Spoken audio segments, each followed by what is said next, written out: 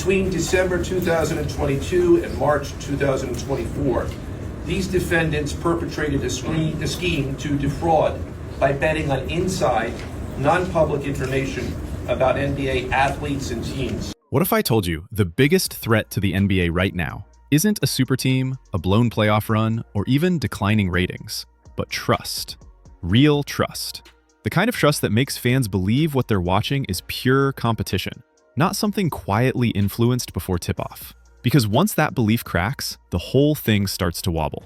For years, Sal, an X-ray table, card reading chip trays, rigged shuffling machines. I didn't know this stuff existed. I guess I'm not surprised, but I didn't know it existed. the NBA told fans it could balance basketball and betting, that legalized gambling wouldn't touch the integrity of the game, that partnerships with sportsbooks were just business, not risk.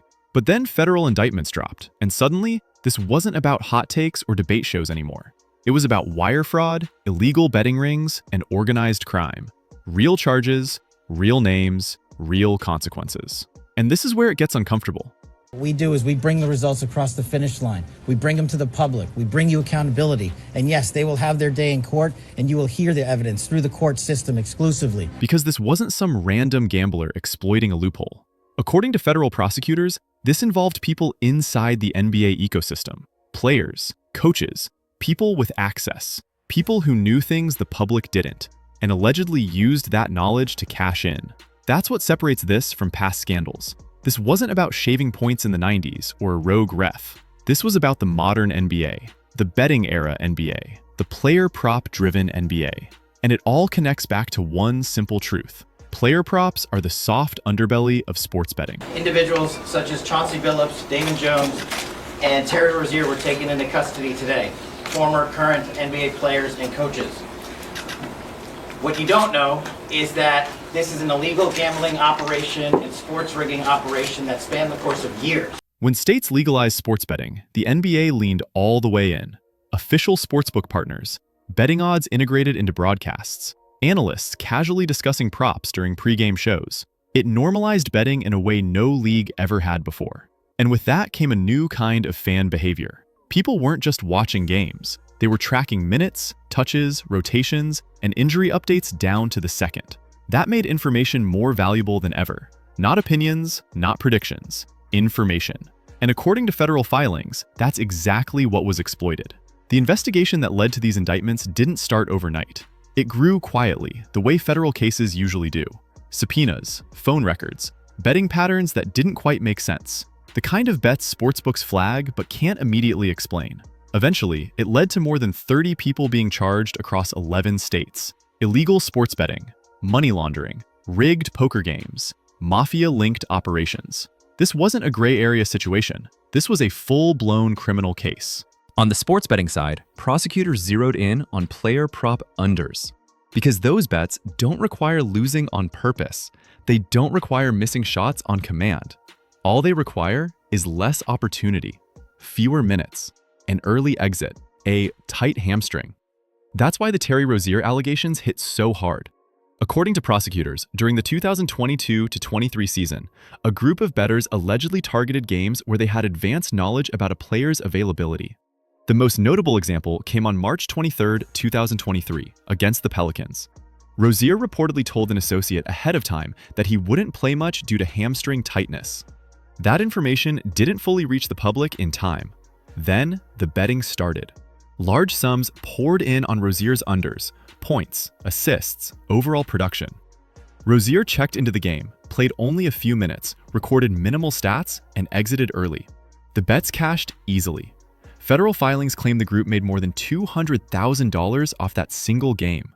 They also allege Rozier helped arrange travel so the bettor could collect winnings in person, and later handled large amounts of cash at his home. Rozier has denied wrongdoing. He has not been convicted. But the NBA placed him on leave as the legal process plays out. And regardless of how this ends, the optics are brutal. Because even the suggestion that inside information could move betting markets that easily is terrifying for a league tied so closely to gambling revenue. And then the story took an even darker turn. A separate indictment revealed something almost cinematic: underground poker games, high stakes, invite only. Games that looked legitimate on the surface, but according to prosecutors, were completely rigged. This wasn't card counting or subtle cheating. Authorities say the ring used altered shuffling machines, bar-coded decks, hidden cameras, and advanced tech built directly into the tables. The house allegedly knew the cards before they were dealt. Victims didn't just lose money, they were crushed. Prosecutors estimate around $7 million was stolen across the operation. One individual reportedly lost about $1.8 million alone. And when debts piled up, intimidation followed. This wasn't a friendly game night gone wrong. Organized crime doesn't ask politely. Here's where the NBA connection matters again. According to prosecutors, recognizable basketball figures were used as face cards. Their presence made the games feel safe, legitimate. If you saw familiar NBA names sitting at the table, why would you suspect anything was wrong? That's where Chauncey Billups and Damon Jones enter the picture. The allegation isn't that they built the cheating tech or ran the operation. It's that their presence helped sell the illusion, that their credibility drew in wealthy players who trusted the room. Both men have pleaded not guilty. Their cases are ongoing. But the reputational damage doesn't wait for verdicts. And suddenly, the NBA was dealing with two fronts at once: betting manipulation allegations and organized crime headlines tied to league figures. That's when Adam Silver made one of the most revealing comments of his tenure. When asked about the scandal, the commissioner said the outcome was now out of our hands.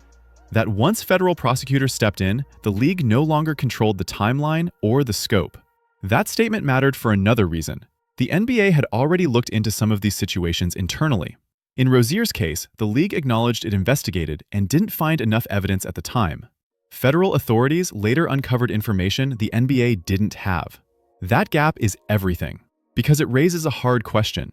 How much can the league really see when betting markets move faster than internal compliance systems? According to prosecutors, the indictments referenced other incidents and unnamed players the league wasn't initially aware of. That triggered new internal reviews and forced the NBA to reevaluate how it handles injury reporting and betting safeguards. Which brings us to the rule changes. Late in 2025, the NBA adjusted its injury reporting protocols. The goal was to remove ambiguity. Fewer vague designations, more standardized timelines. Less room for insiders to profit off information that never reaches the public. The league also increased education efforts for players, coaches, and staff. Clearer lines, clearer consequences. Because at this point, betting violations don't just hurt individuals, they threaten the entire system. And that's why this scandal is so dangerous. The NBA's product isn't just athletic skill. It's belief. Belief that effort is real, that rotations aren't manipulated, that injuries aren't leverage. Once fans start questioning that, the damage spreads fast. It affects ratings. It affects sponsorships. It affects betting partnerships. It invites government oversight. And yes, Congress has already started paying closer attention. Lawmakers have made it clear, if leagues can't police betting integrity themselves, someone else will. For Adam Silver, this may be the biggest test of his leadership. Bigger than load management debates. Bigger than super team criticism, because this goes straight to credibility. Now, the waiting game begins. These federal cases will stretch into 2026. Evidence will surface, texts will be read in court, deals may be offered, or trials may drag on. At the same time, the NBA's internal investigations continue, and more policy changes could follow if deeper issues are uncovered. So the real question for fans is simple and uncomfortable. Does this change how you watch the game? How you trust injury reports? How you feel placing a bet on a player's minutes or points? Because once doubt enters the picture, it's hard to erase. Drop your thoughts in the comments. And if you want updates as court filings drop and the league responds, make sure you're subscribed. This story isn't slowing down. It's just getting started.